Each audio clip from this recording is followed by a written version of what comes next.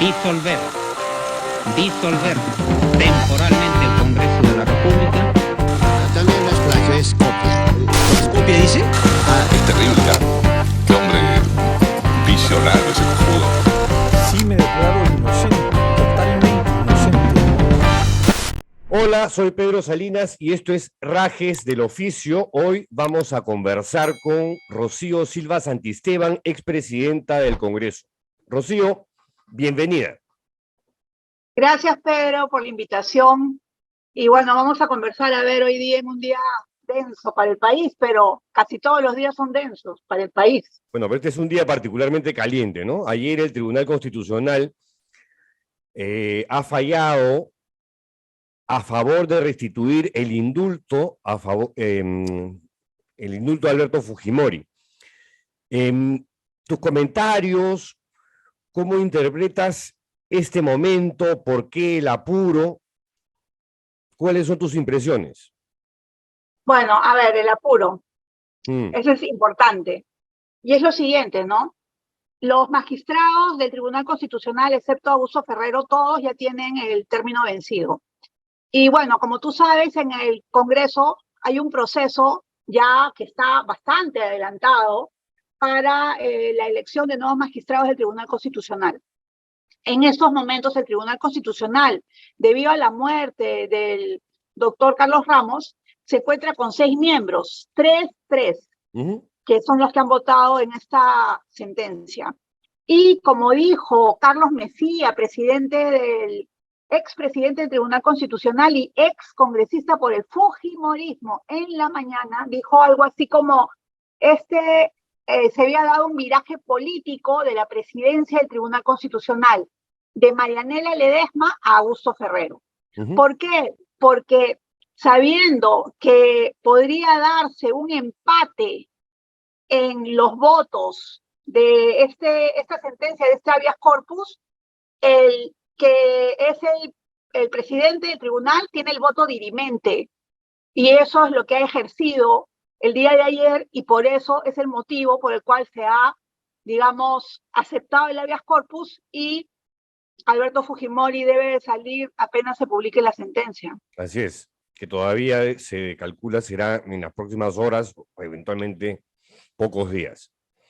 Ahora, hoy día Augusto Álvarez Rodríguez en su columna decía lo siguiente: habiendo cumplido 18 años de prisión, más del 70% de la condena, con 83 años de edad y una situación de salud que no es de enfermedad terminal, pero sí de evidente deterioro físico, creo que existen las condiciones para que Fujimori salga de la cárcel de la DIROES y se vaya a su casa a pasar ahí lo que le quede de vida, lo cual no tiene nada que ver con el juicio político sobre su gobierno, ni limpia su condena. Tu punto de vista de esta posición, que es compartida por muchos, ¿no? Mira, Pedro, yo, como muchos abogados de derechos humanos y personas que estamos en el activismo de los derechos humanos, consideramos que ningún preso merece morir en prisión, ninguno. Pero para eso hay que pedir otro habeas corpus, porque el habeas corpus anterior es un habeas corpus nulo, o sea, es un habeas corpus que no cumplía con los requisitos en ese momento, y que además todos somos testigos y sabemos lo que sucedió. Fue un intercambio de favores entre, digamos, una sección del fujimorismo en el Congreso y el presidente Pedro Pablo Kuczynski. Entonces, no podemos utilizar, como dice el doctor Carlos Rivera, no se puede utilizar al Tribunal Constitucional como mesa de partes del MINJUS para una nueva, digamos, condición de Alberto Fujimori, porque hace 5 años no era lo mismo, por supuesto, pero ojo, hace 5 años se dijo que Alberto Fujimori estaba grave, a puertas de la muerte, y eso fue hace 5 años, ¿no? Entonces, también tendríamos que tener en consideración, en primer lugar, que este indulto ha sido un indulto trucho, ha sido un indulto mal planteado, mal formulado, hecho por debajo de la mesa, por situaciones políticas, y es por eso que se anuló, es por ese motivo que se anuló. Entonces, lo que debería hacer la familia Fujimori en este momento es presentar otro pedido de indulto en este gobierno, y ese pedido de indulto sobre la situación de una persona de 83 años, que es diferente de lo que se presentó la vez pasada. De acuerdo. Rosa María Palacios dice que la resolución suprema de indulto se anula con otra resolución suprema, porque ya además existe el antecedente con Crucillat, y solo la puede emitir un presidente. ¿Tú crees que el presidente Castillo tome cartas en el asunto? Precisamente, yo pienso que esa resolución suprema, la 287-2017, si más no me equivoco, que fue la resolución del indulto, debería de ser, en primer lugar, derogada. O sea, todavía sigue vigente. Eso es lo más extraño de todo. Y lo que se debe de dar también es que el presidente deba tomar cartas en el asunto. Yo entiendo, por las declaraciones que ha dado ayer en su Twitter y en las redes sociales, y por las declaraciones de tanto de Aníbal Torres como del canciller, que ha sido presidente del Tribunal Constitucional. Bueno, yo percibo que se está poniendo de costado, Pedro, ¿no? Están esperando lo que diga la Corte Interamericana. Sí, porque la reacción de Castillo ha dicho textualmente, la crisis institucional a la cual me referí en mi mensaje al Congreso se refleja en la última decisión del Tribunal Constitucional. Los órganos de justicia internacional deberán cautelar el ejercicio efectivo de la justicia para el pueblo. O sea, lo que suena a una lavada de manos y de que a mí ni me miren, ¿no? Me suena eso. Una lavada de manos de aquella, ¿sabes? Así, de Poncio Pilato, a nivel Poncio Pilato. Ni Pilatos. Sí. Y bueno, Aníbal Torres también ha dicho más o menos algo parecido, ¿no? O sea, también ha dicho, no, pero Aníbal Torres ha dicho algo peor, Pedro, peor, porque mira. El Tribunal Constitucional no debería existir. ¿Ah?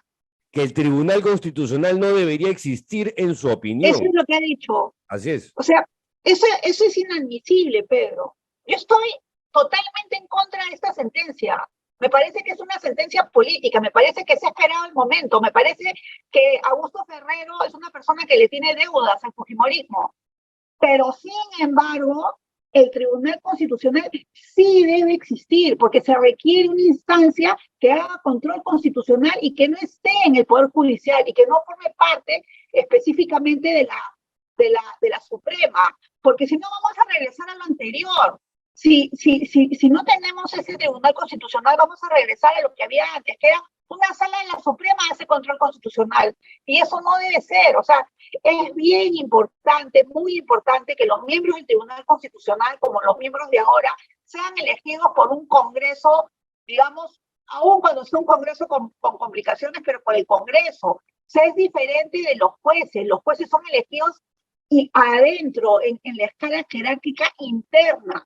Y por eso es bien importante que el control constitucional no esté anidado en el Poder Judicial, sino dentro del sistema de justicia en un órgano externo. Esa es mi opinión. Joe Milibert, que es de la Oficina de Washington para Asuntos Latinoamericanos, WOLA, en sus siglas en inglés, ha dicho en una entrevista hoy en La República que la única opción para revertir el fallo del Tribunal Constitucional es la Corte Interamericana de Derechos Humanos. ¿Es así? Bueno, ahí hay varias interpretaciones, ¿no? Porque yo, como Rosa María, sí pienso que se debe derogar la resolución suprema, ¿no? Ahora, entiendo que hay varios constitucionalistas, incluyendo el doctor Landa, que sostienen que no, que eso es imposible, que un presidente posterior no puede derogar un indulto de un presidente anterior. Es, digamos, interpretable, ¿no? Es interpretable. Ahora, la Corte, como tú sabes, Pedro, y quienes nos escuchan, ya hay una sentencia de la Corte sobre el caso Barrios Alto y el caso de la Cantuta, que es el motivo por el cual se abre el proceso aquí en el Perú. Y esa sentencia, en esos momentos, justamente está siendo, digamos, parte de lo que implica un monitoreo del cumplimiento de sentencia en estos momentos. Entonces, entiendo que APRODE, FEDEPAS, CEGIL, que es una ONG de Estados Unidos, de Washington, y COMISET ya han presentado un escrito ante la Corte sobre este tema. Así que la Corte se tiene que pronunciar, y yo me imagino que por ser una situación de urgencia, que además, Pedro, en un momento de crisis tan tremenda en la que estamos, el Tribunal Constitucional lanza esto para profundizar más la crisis, para aumentarle otra brecha a la crisis. Entonces, la Corte Interamericana tiene que tomar una decisión y ahí juega un rol importante el Estado peruano, ¿no? Ahora, felizmente dentro del Estado peruano hay personas más, digamos, serenas en este tema, y yo he escuchado al viceministro de Justicia, que debería ser ministro, francamente, Juan Carrasco, lo he escuchado decir que el Estado peruano iría ante la Corte para, digamos, someter el juicio de la Corte y adherirse, ¿no? a lo que dice la Corte, porque están en desacuerdo también con la sentencia. Ahora, es la única autoridad del gobierno que ha dicho algo, digamos, beligerante o, digamos, combativo respecto de la sentencia del tribunal. Sí, el resto están mirando para un costado, ¿eh? Lamentablemente sí, pero precisamente, ¿no? O sea, ¿por qué? Porque, a ver, yo respeto a todas las personas, ¿no? Pero sin duda alguna, Juan Carrasco o sea, ha sido un fiscal, viene de un sistema de justicia, sabe lo que implica administrar justicia y lo que implica ser fiscal en momentos tan difíciles. Y es una persona, pues, de probado, digamos, orden constitucional, ¿no? El profesor Aníbal Torres, por ejemplo, tiene algunas cosas que a mí me sorprenden para ser un antiguo profesor sanmarquino. Yo soy sanmarquina también, pero bueno, ahora San Marcos es un desastre, para conversar otro día. Pero me sorprende que, por ejemplo, él diga que los militares tienen que salir a patrullar las calles. O sea, eso es completamente inconstitucional. Eso sería en el caso, pues, de una desgracia, de una emergencia, de un terremoto, no sé, de una guerra, ¿no? De un conflicto. Pero ¿cómo está planteando y está pensando y sigue insistiendo en declarar en emergencia a Lima y al Callao y seguir declarando en emergencia y echándole la culpa además a los venezolanos sobre el primer quiero conversar contigo más adelante, pero ahorita vemos, para no salirnos del tema del fallo del Tribunal Constitucional, cuya sentencia todavía no ha sido firmada.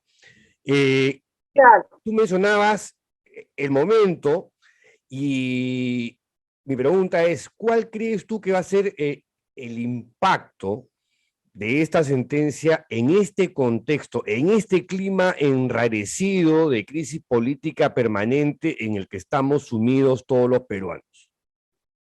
Mira, a mí me parece que el timing del Tribunal Constitucional ha sido pésimo, pésimo, porque el día anterior nomás se había presentado el ministro de Salud y bueno, por supuesto en el Congreso y bueno, le dieron la mano, ¿no? Pero yo siento pues que que acá no hay diferencias entre izquierda y derecha, ni nada de eso, no hay diferencias ideológicas. Lo que hay son diferencias de intereses privados, de componendas, ¿no? Entonces, para el transporte nos unimos todos porque nos interesa la componenda de los colectivos, etcétera. Y para el tema de la SUNEDU nos unimos todos en contra de la SUNEDU porque estamos interesados en nuestras empresas universitarias. Eso es algo que verdaderamente me parece que indigna al pueblo peruano, ¿no? Ahora, ese guiño, ese cariñito, esas flores que le tira el ministro Condori a Alejandro Aguinaga del Fujimorismo, ya intuía, ya hacía notar que algo de eso se venía, ¿no? Puede ser, ¿Ah? puede ser. Ahora que fue bien raro, ¿no?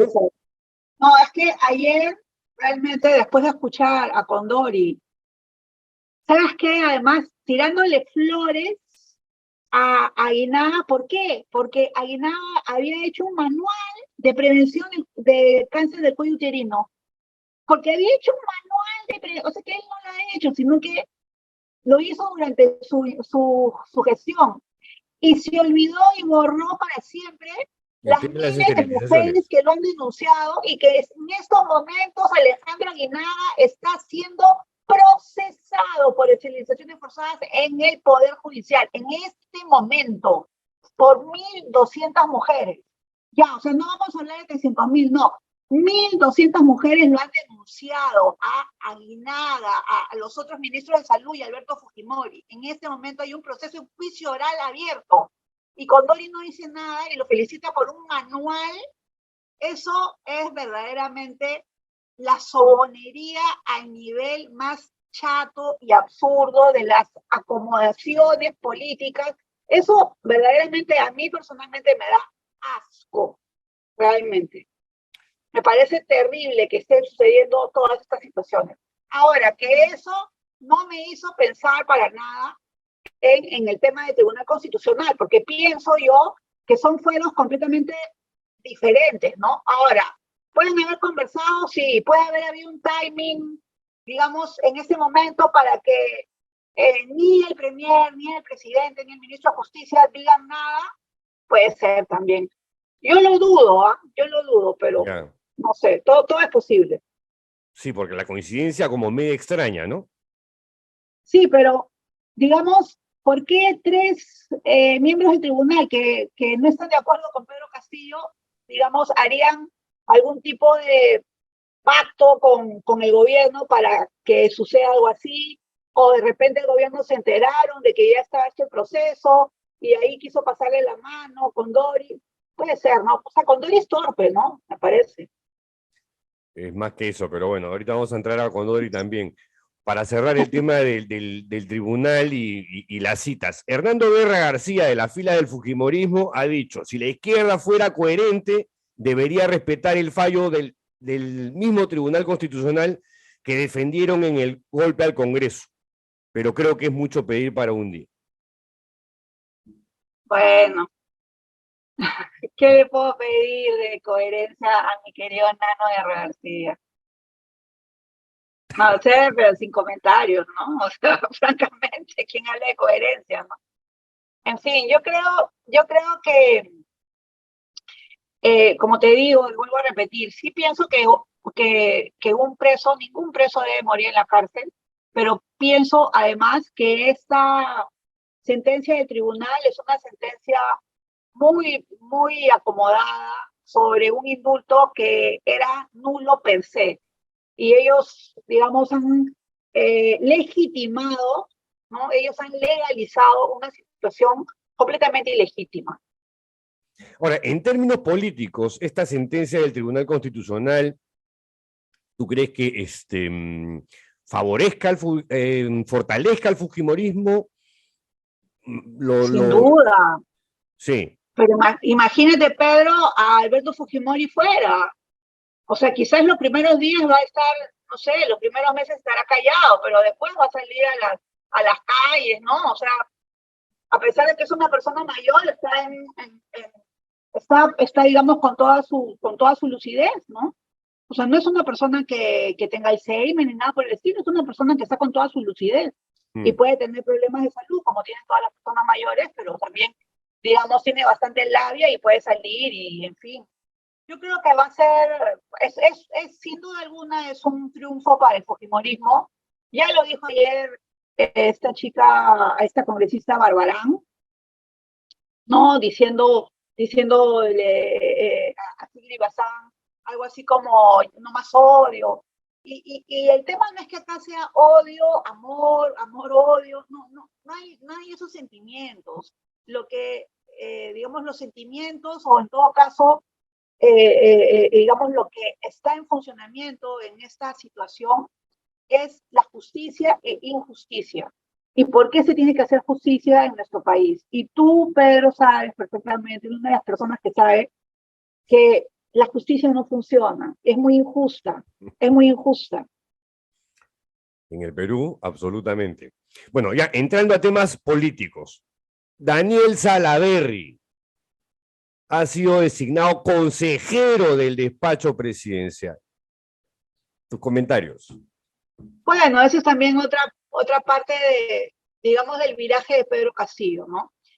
Mira, desde un inicio, cuando Pedro Castillo subió a la presidencia y nos preguntaban y nos decían, Pedro Castillo es comunista, y yo siempre decía, Pedro Castillo no es comunista, sino que no es de izquierda, es un nacionalista populista, ¿no? Un amigo mío me decía, es un populista sincero. Bueno, es un populista sincero. Utiliza, ¿no?, el término pueblo cada vez que puede.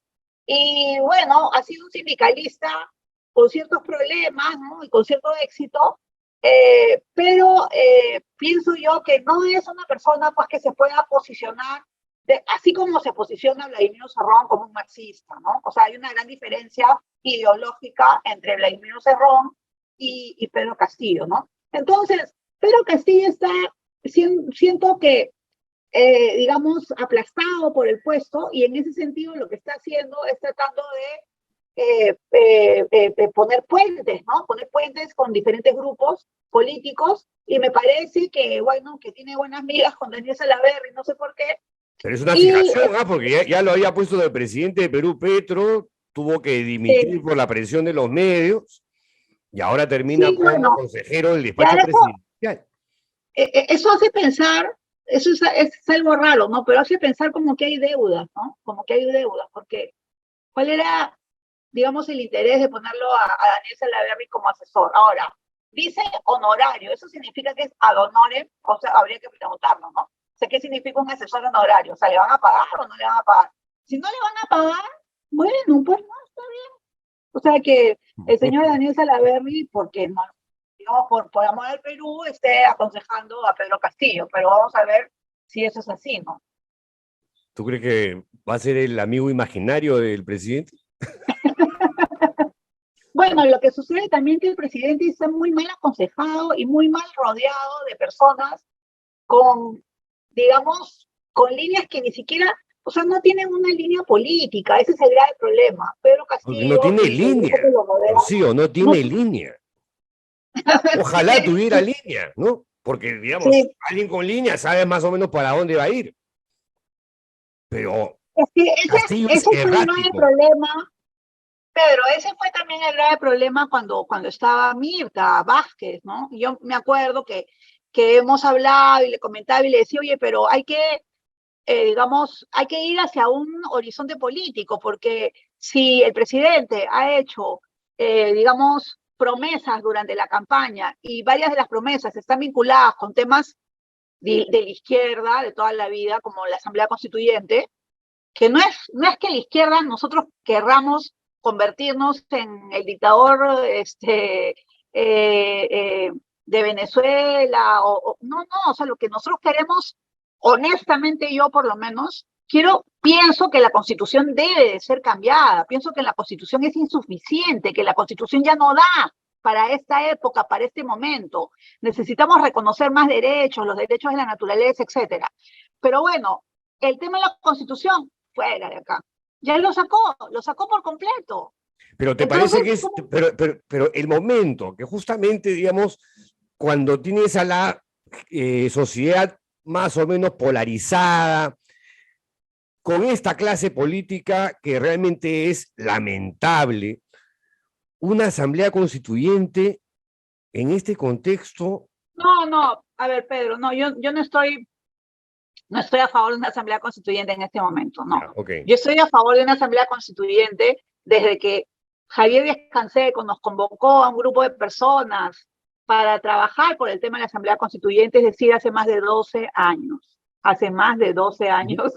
Entonces, creo que para que se dé una asamblea constituyente, en primer lugar se tienen que debatir los temas de fondo de la asamblea constituyente. El grave problema de Perú Libre y cierto sector de la izquierda, más bien cavernaria, ha sido que han presentado como caballito de batalla la Constitución sin comentar y sin decir y sin plantear los contenidos de esa Constitución. Y a mí sí me interesa debatir los contenidos. Entonces yo creo que se debe de llegar a un proceso de asamblea constituyente después de hacer, digamos, trabajo en lo que nosotros llamamos las bases, en la gente, en los sectores populares, en los sindicatos, en los movimientos, en los colectivos de jóvenes, etcétera. Es decir, a ver, estudiar esta Constitución y decir qué derechos le faltan a esta Constitución y si se requiere, en verdad, una nueva Constitución, un nuevo giro en la Constitución, una nueva manera de entender los procesos constituyentes o si no, si se puede seguir parchando, ¿no? A mi parecer, no se puede seguir parchando. Pero bueno, no es que yo plantee a ver, una... no hablemos de parches, pero sí de repente de modificaciones sustantivas en algunos capítulos de la Constitución, que los puedes hacer vía reformas constitucionales, a través No, del Congreso. Mira, yo creo que de arranque la Constitución, esta Constitución, que no es mala, ¿no? Pero tampoco es buena, digamos. ¿Qué es lo Ha que menos te tenido gusta de tantos- esta Constitución? El capítulo económico. No solamente el capítulo económico. Por ejemplo, a mi parecer, se debe de hacer un giro ontológico en la Constitución. ¿Y a qué me Wow. refiero con eso? Me refiero a que se debe de Un cambio repensar. existencial. No, claro, un cambio existencial en el sentido en que ¿quién es la persona humana para la Constitución? ¿Quién es la persona para la Constitución? Entonces, ¿por qué? Porque yo estoy planteando, y a mí me interesa, y trabajo hace años en esto, en que se incluyan los derechos de la naturaleza. Y para incluir los derechos de la naturaleza, tú tienes que abrir lo que implica la persona, el sujeto de derecho. Y yo pienso que, por ejemplo, la Amazonía podría ser sujeto de derecho. Entonces, para eso se tiene que dar un cambio profundo en la Constitución, que no basta con un parche. Tiene que darse un giro en la Constitución. Hay que repensarlo. Y es lo que están planteando, ojo, en estos momentos en la Constitución chilena. Y ya lo plantearon en la Constitución del Ecuador y ya lo plantearon en la Constitución de Bolivia. Entonces, a mí me parece que ese debate se tiene que dar en el Perú. Pero lamentablemente no estamos debatiendo esto. Estamos debatiendo que el agua racimada, que el señor Condori, que... O sea, ese tipo de situaciones que se dan debido a elección de personas completamente incapaces para un puesto. Volviendo a Condori, que lo acabas de mencionar, sigue Condori en su puesto como titular de salud contra viento y marea, y ya sucedió, lo publica hoy el diario La República, lo que muchos temíamos, ¿no? La vacunación se ha metido un frenazo brutal, se ha parado casi al 50%. Es un huevo. Mira, justo te había comentado que he estado antier en Huancayo, En ¿no? Estaba en la Huancayo, zona sí. de Huancayo y estuve en el hospital Ramiro Prialé también. Porque te dio soroche. Y me dio soroche, pero no fui al hospital por eso, fui por otro motivo. No, fui porque estaba cerca de una actividad. Y pasé pues por la vacunación, ¿no? Y también ayer pasé por acá, por varios hospitales, y la zona de vacunación vacía. En el hospital Ramiro Prialé, vacía. Pero Y vacía entonces, de gente que no se iba a vacunar o vacía de personal que no estaba vacunando. El personal estaba ahí esperando que llegue la Claro. gente y la gente no, había una persona. Ya. Entonces yo decía, o sea, me quedé en la mente, ¿no? Qué raro, ¿qué está pasando con la vacunación? Y claro, obvio, o sea, es obvio porque es visible, ¿no? Es visible para digamos, para un ojo medio periodístico, ¿no? Que está sucediendo eso, y bueno, ya me estás confirmando con el tema ya con data, ¿no? Y entonces, claro, francamente, lo peor que se le pudo ocurrir al presidente Castillo fue cambiar al doctor Hernando Ceballos. Hernando Ceballos había hecho una continuación, o sea, había continuado lo que había dejado el doctor Ugarte y los anteriores ministros de salud, y eso es lo que se tiene que hacer en un gobierno nuevo. Se tiene que conversar con el ministro anterior y se tiene que plantear cuáles son los elementos mínimos para hacer ese puente y para que todo siga funcionando. Y todo siguió funcionando. Y yo entiendo que Hernando Ceballos estaba agotado, estaba cansado, porque es difícil gobernar como un presidente así, ¿no? Ser ministro de salud, pero también entiendo que sí tenía la voluntad de permanecer. Y en todo caso, si tú cambias a un Hernando Ceballos, lo haces pues por una persona que sea también del grupo, del grupo dirigente, con los que ha estado, ¿no? Con los que ha estado trabajando. Y bueno, resulta que lo que han hecho ha sido cuoteo. La cuota de Perú Libre la pusieron en salud, pero ¿cómo se les ocurre? ¿Has visto la cuota de Somos Perú lo pusieron en cultura, la cuota de no sé qué? Entonces, ¿por qué no ponen la cuota, no sé, en algún ministerio que no sea importante? Todos los ministerios son importantes, pero, en fin, o sea... No, pero en pandemia, o sea, hay cosas que tú no puedes negociar, tú no puedes jugar ni poner en riesgo la salud de los peruanos. Eso sí me parece un pecado mortal. Mira, ayer renunció, ay, se me fue el nombre, una enfermera famosa y conocida que fue también ministra de Salud en la época de Vizcarra, que era parte del equipo del comité, ¿no? Del Ministerio de Salud. Y bueno, así se van a ir yendo otras personas, ¿no? Bueno, ya se han ido un montón, se han ido un montón. Sí, entonces eso es grave, es grave, grave. Mira, ya hemos visto que ahorita en Hong Kong y en la China ha subido de nuevo los contagios y están de nuevo preocupados por esta ola que ha venido, ¿no? En China particularmente.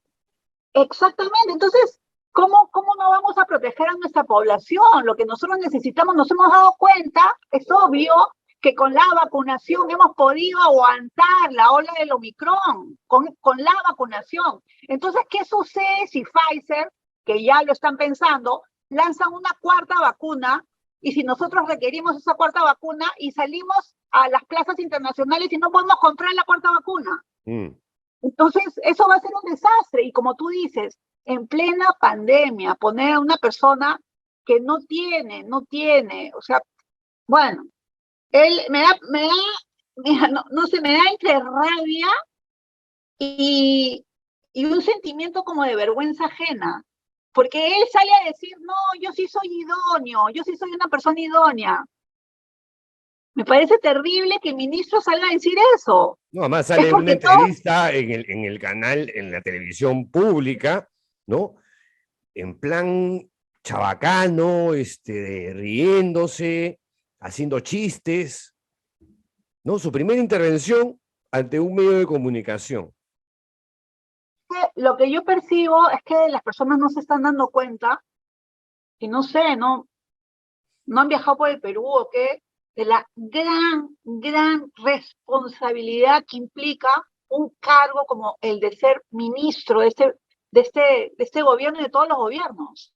O sea, siento como que están en una situación, no sé, como que piensan que es llegar al poder, y eso también va, y que le caiga, y bien caído, a Vladimir Cerrón, que está en todo momento,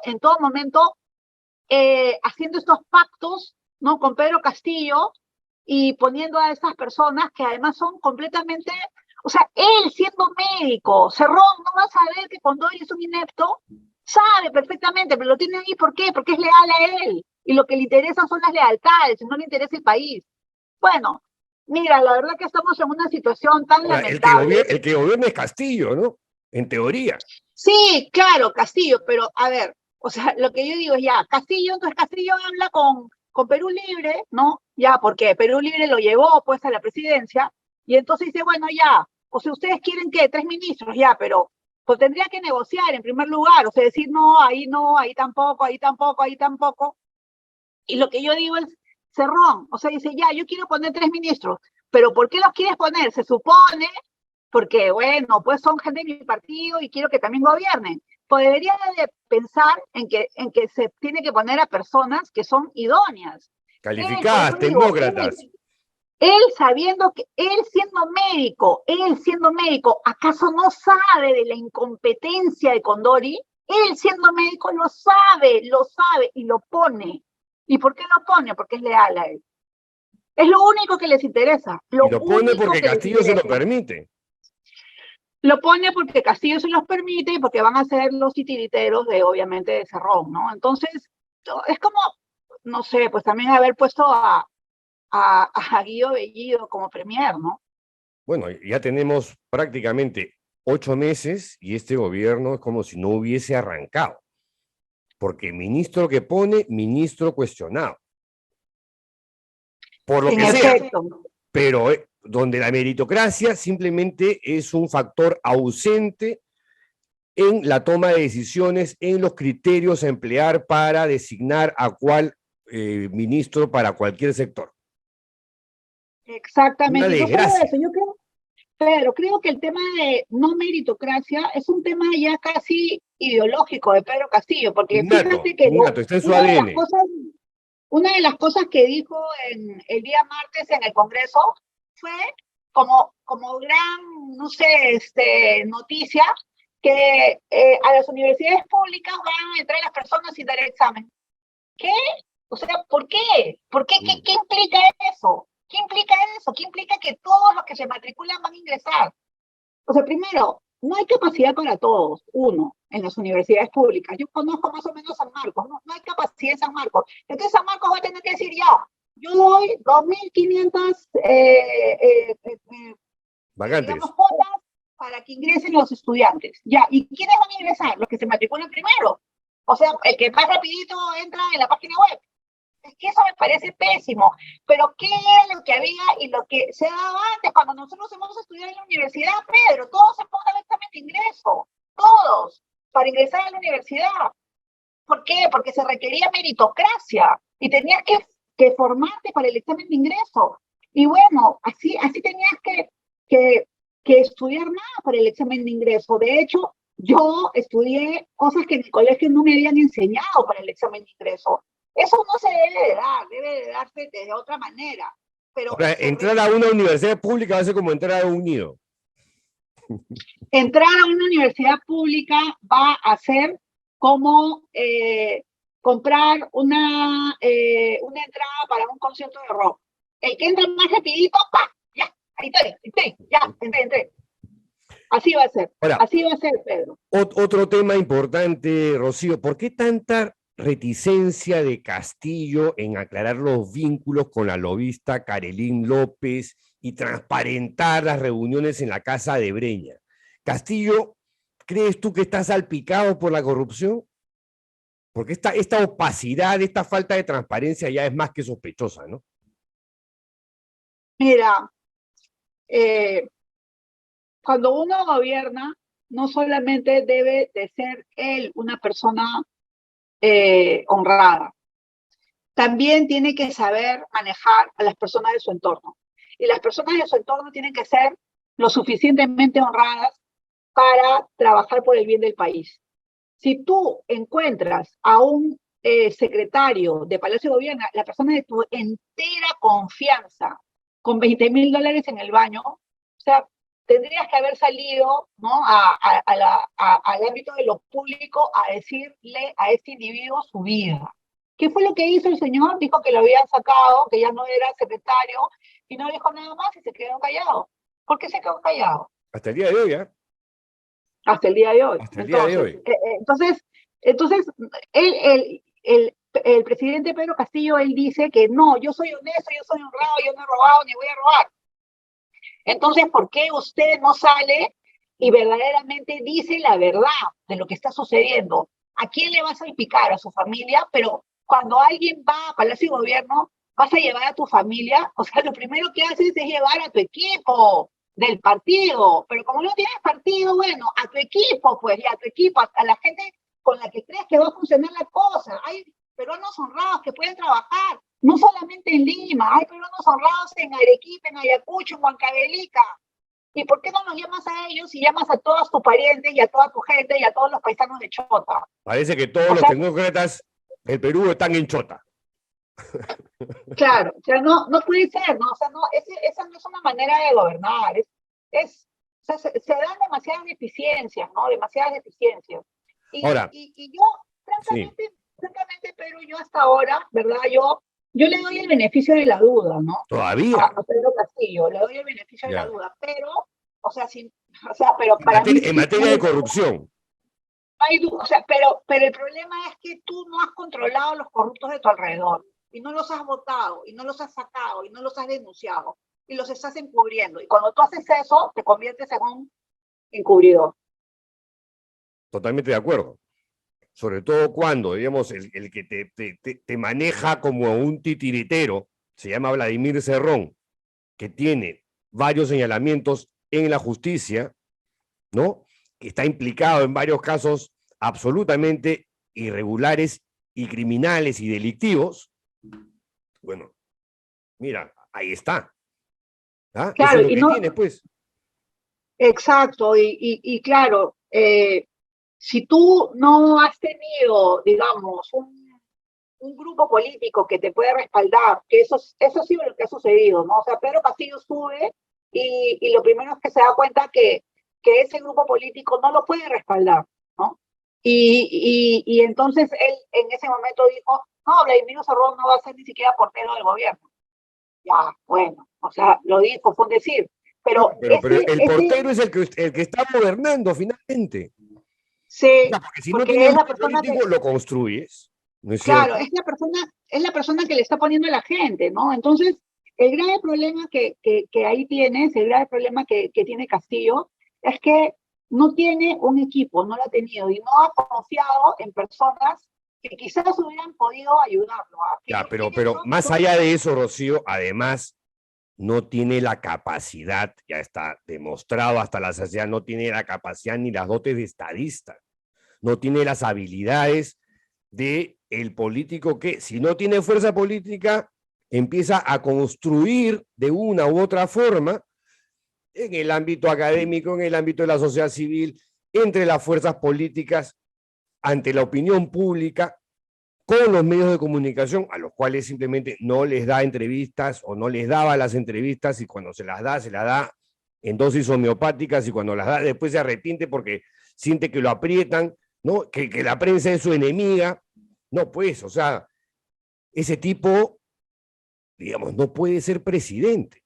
Bueno, ya lo eligieron los peruanos, es el presidente de la República. La pregunta es, ¿va a terminar su mandato? ¿Tú qué crees? no sé, eso es una apuesta que yo no haría, ¿no? Porque además, otro asunto, ¿no? La oposición. La oposición sale y dicen que sí, lo vamos a vacar, este tipo es un incompetente, esto, el otro, que no sé qué, con palabras gruesas, en fin, y votan a favor de la confianza y después votan a favor de Condori. ¿Qué es esto, no? O sea, ¿qué es esto de verdad? Y ¿sabes qué?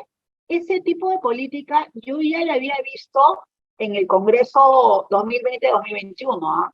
Había visto, por ejemplo, a la gente de Podemos que salían y decían, no sé, le decían a Meta Vázquez o usted es una genocida, genocida, y después votaban a favor de una ley en la que se suponía que estaban en contra y habían hablado en contra.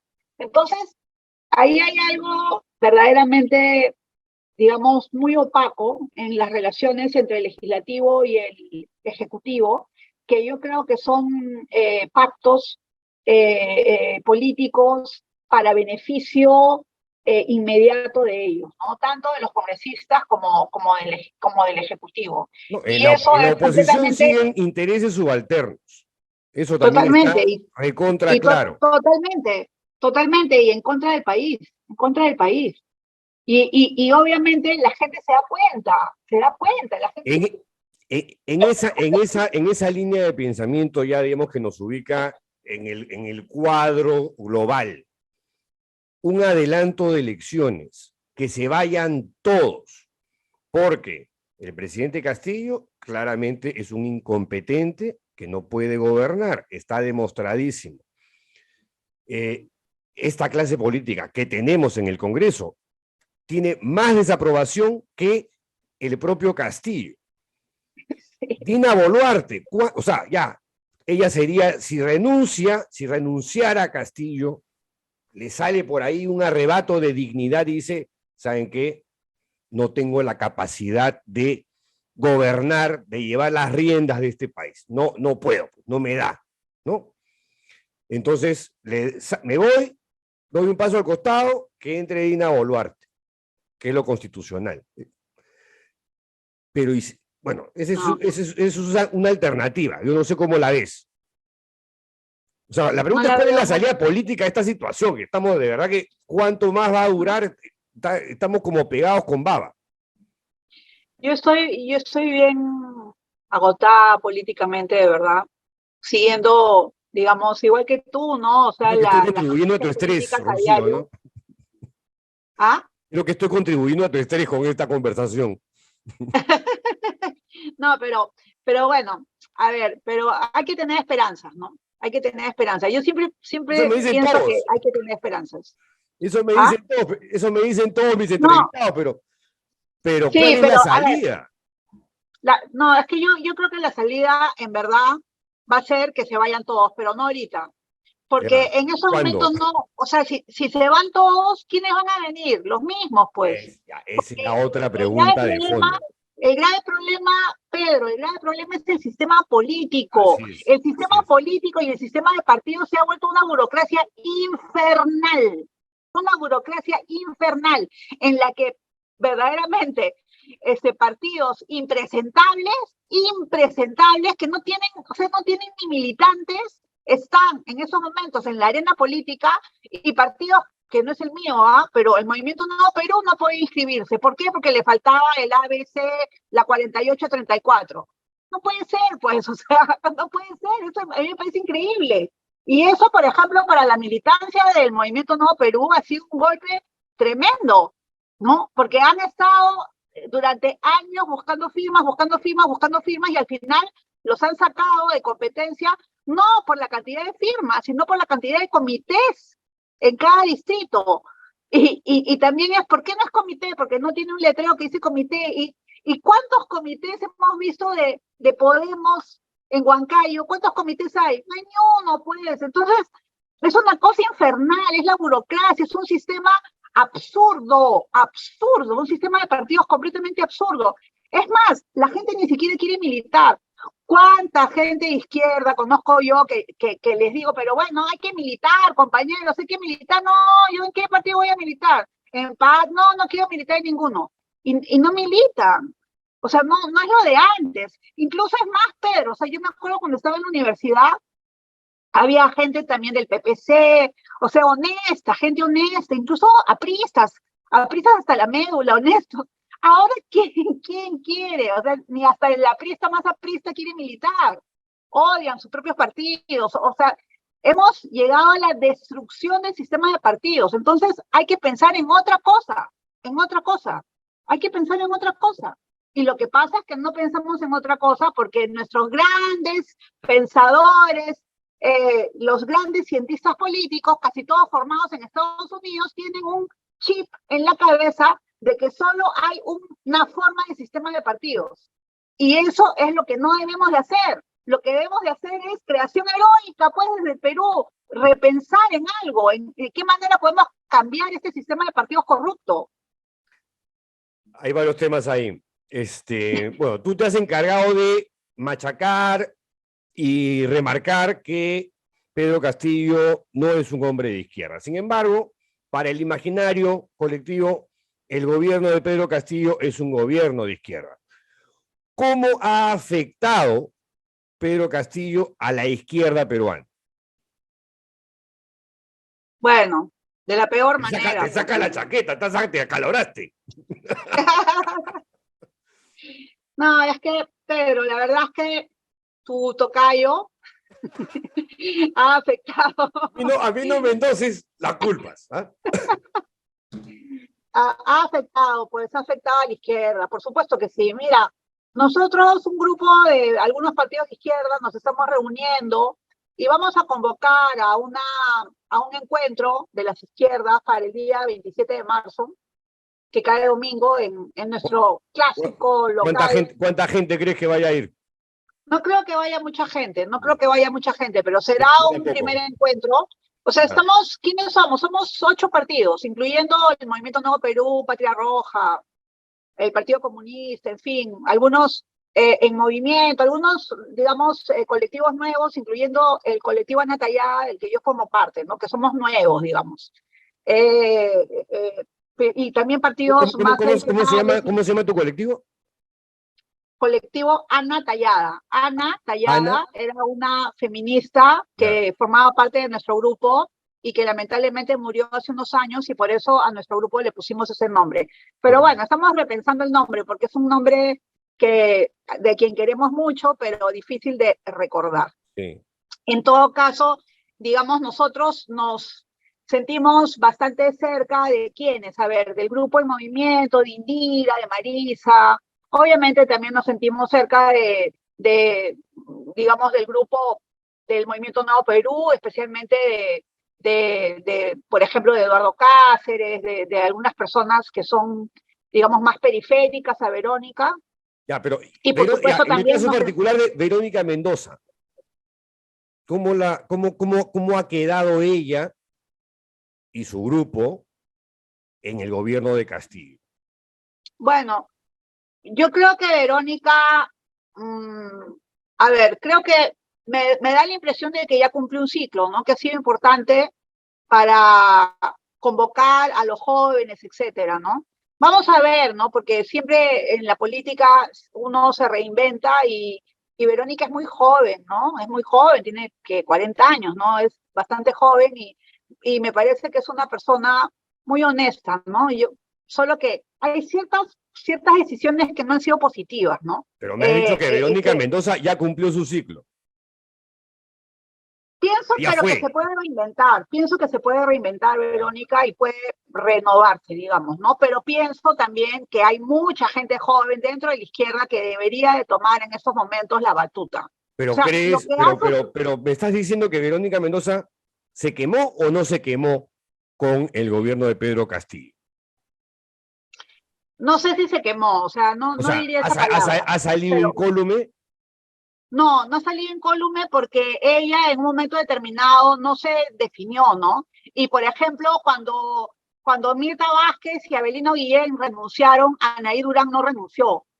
Y Anaí Durán esperó que la renombraran ministra de la Mujer y nombraron a esta congresista ultraderechista. Entonces, la pregunta es, ¿por qué no salieron en el momento en que se estaba denunciando ya actos de corrupción, ¿no? Entonces, bueno, eso está mal y eso, pues claro, ha chicharrado sobre todo a Anaí, ¿no?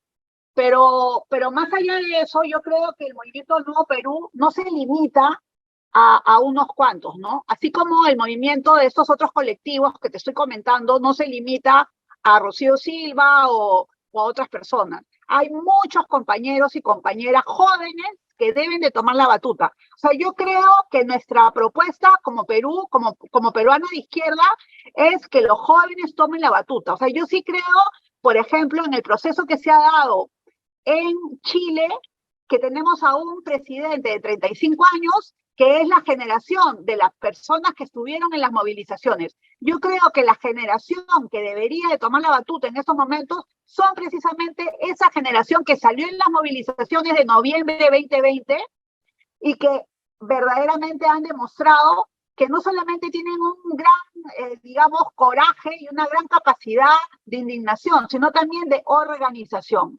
Y creo que ellos deberían de tomar la batuta. Creo que nosotros, las personas de mi edad, deberíamos de dar un paso al costado y promover más a los jóvenes para que los jóvenes den un aire de cambio.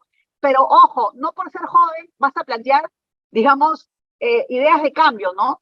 No sé si tú sabes, Pedro, Lo estamos viendo en la derecha peruana, ¿no?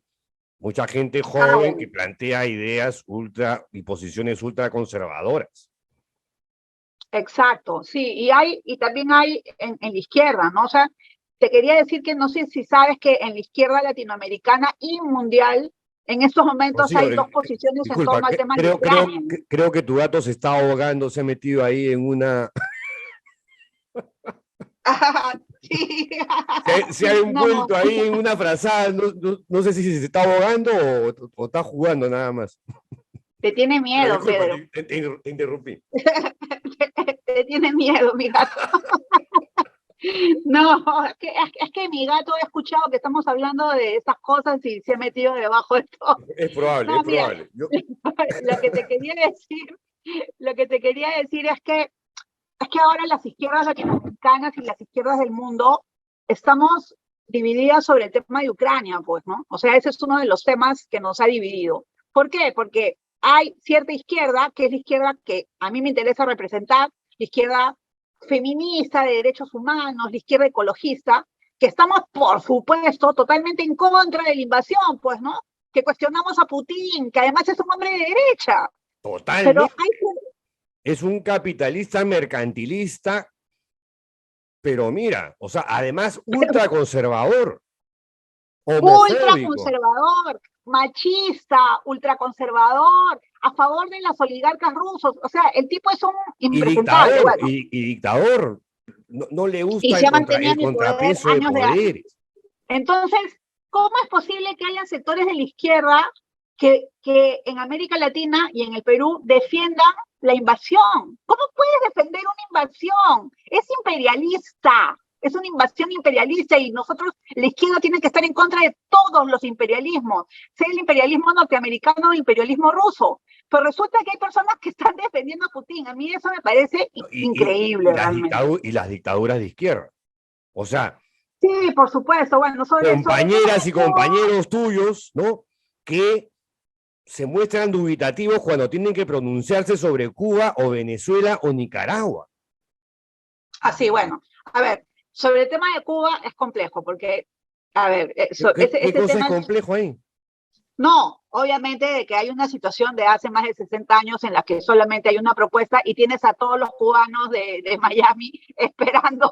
Y hay una represión, y hay presos políticos. Sí, no hay libertad de expresión. Y hay bloqueo por el otro, ¿no? Pero, por ejemplo, frente al tema de Nicaragua, hay que ser absolutamente enfáticos en condenar al presidente Daniel Ortega, que es un traidor de traidores, porque ha traicionado a todos los suyos y encima los ha metido en la cárcel. En estos momentos hay 8 dirigentes, ex dirigentes del sandinismo, más otras mujeres de la derecha también, que están en la cárcel. Y potenciales candidatos a la presidencia de la República. A todos los rivales los han cancelado.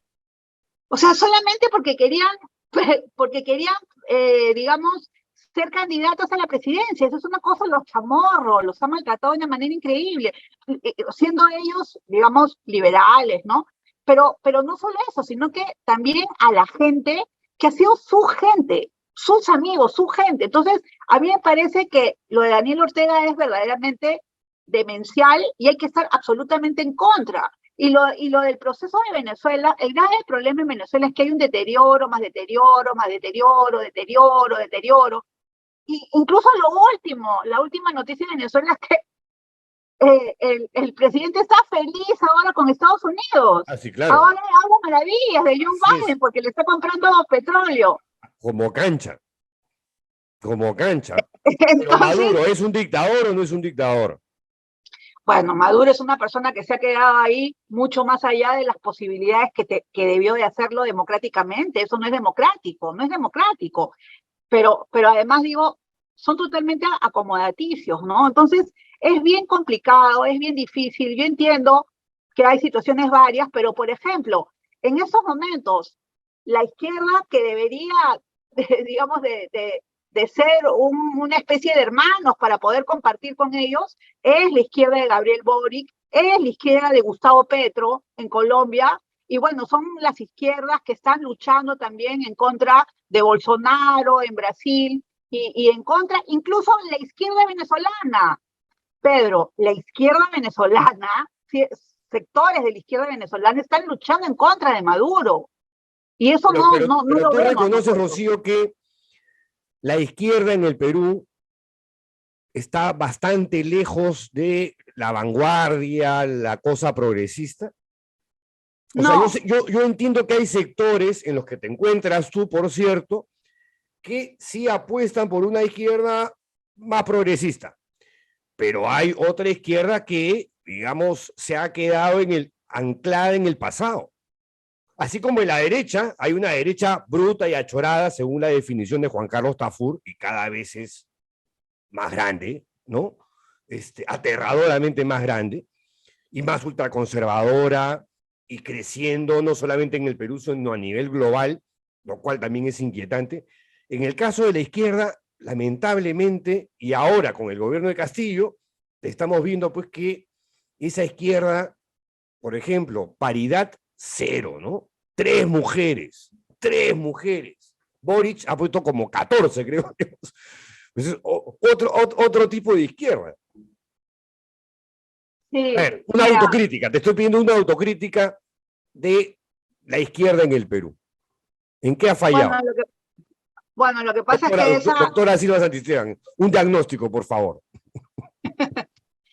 mira, yo sí creo que, como tú dices, hay un sector que yo les llamo, y les he llamado hace años, los gerontosaurios de la izquierda peruana, que siguen instalados en varios partidos y que, digamos, son muy representativos, o sea, como que tienen una voz muy amplificada. Pero a su vez, Pedro, también hay grandes sectores de izquierda, colectivas de jóvenes feministas, colectivos de jóvenes sindicalistas, que no están necesariamente en la CGTP o que están en la CGTP también, y que tienen una nueva manera de entender las cosas. Por ejemplo, si tú te fijas en el chat del SUTEP, el chat del SUTEP siempre reivindica todo lo que es feminismo, todo lo que es población LGTBI, etcétera. Entonces uno dice que es raro, ¿no? Pero bueno, porque seguramente las personas que trabajan en, perdón, el Twitter del SUTEP, los jóvenes que están en el Twitter, en el Facebook, tienen otra mirada, otra manera de entender el mundo. Y yo creo que es imposible ser de izquierda en América Latina sin tener una posición antipatriarcal, anticolonialista y, por supuesto, antirracista. Y si tú sigues pensando en que solo la relación trabajador-empresario es la relación básica de dominación, estás mal, porque las relaciones en que se han dado las múltiples discriminaciones y las múltiples dominaciones están fuera de esa radio, ¿no? Hay que repensar, hay que releer a Mariátegui. Mariátegui, ¿qué era lo que nos decía Mariátegui? Mariátegui, mira, Pedro, te lo juro que si Mariátegui resucitara y hoy día vendría, lo llamarían caviar. Primero porque era gramsciano, porque se formó en Italia, porque era culto, porque era una persona que hablaba de las artes, de la música, de la ópera, de la poesía. José Carlos Mariátegui es el primero que planteó en un ensayo el proceso de la literatura peruana.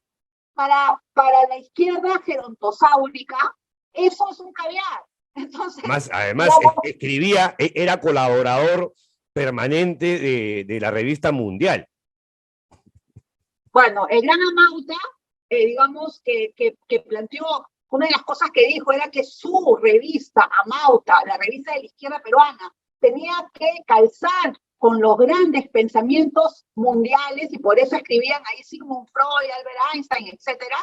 Sería cuestionado por eso, ¿no? Entonces, lo que yo creo en nuestro país es que hay grandes sectores que no militan, pero que se perciben a sí mismos como de izquierda y que no militan. Entonces, cuando les preguntan exactamente, ellos no saben qué decir. Es más, yo creo hoy en día que nuestra izquierda tiene que formarse en el feminismo. Los hombres de izquierda tienen que deconstruirse y pensar por qué están ejerciendo sus masculinidades tóxicas, incluso dentro de los partidos, que no dejan que participen las mujeres. Eso se tiene que dar un cambio al interior de los partidos, y ya se está dando. Ya hay partidos como el mismo Comité Ana Tallada, que somos feministas, nos hemos declarado feministas, y ojo, no todas somos mujeres, tenemos compañeros mayores de 60 años, mayores, que francamente en una gran capacidad de empatía están repensándose ellos como hombres, ¿no? Porque nosotros les estamos planteando estas propuestas, ¿no? O sea, son personas que vienen militando en la izquierda hace 50 años, ¿no?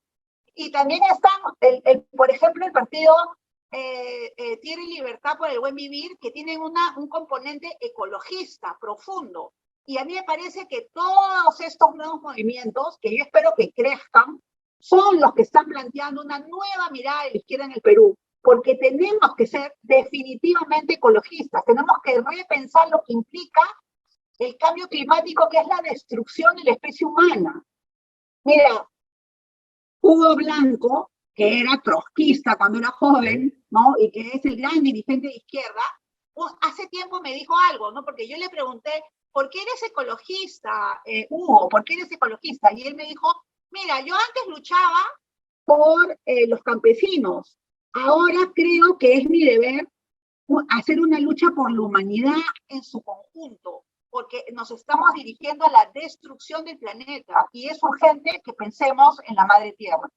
Si hubiese que sintetizar, ¿cuál es el principal error que ha cometido la izquierda peruana? ¿Cuál sería este? ¿En qué han fallado? En elegir a Pedro Castillo. Como te demoras en responder, te ayudo con una posible respuesta. No, el mayor error de la izquierda peruana es olvidar a las bases y no trabajar con las bases. Ese es el mayor error. Quedarse encapsulados en sus edificios, en sus oficinas y en Lima, cuando lo que hay que hacer es salir al campo, salir al Cusco, salir a Espinar, salir a Celendín, salir no sé, al Valle de Tambo y recoger lo que nos están diciendo y lo que nos están pidiendo los compañeros. Eso hay que hacerlo. Para hacerlo se requiere sacrificio, pero bueno, hay que haroche, pues por eso nos da Soroche, mi estimado. Oye, Rocío, te agradezco muchísimo por tu tiempo, has sido muy generosa con el programa y nada, ha quedado pendiente la pregunta de cuál es la salida a esta crisis y, digamos, en qué momento se debe dar el que se vayan todos. Sí, yo sí creo que hay un momento en que se debe dar el que se vayan todos, pero hay que llegar a ese momento con fe, y con fe en los jóvenes, en los jóvenes. Gracias, Rocío. Hasta cualquier momento. Nos vemos. Y con ustedes, amigos, que tengan buen fin de semana. ¡Chao!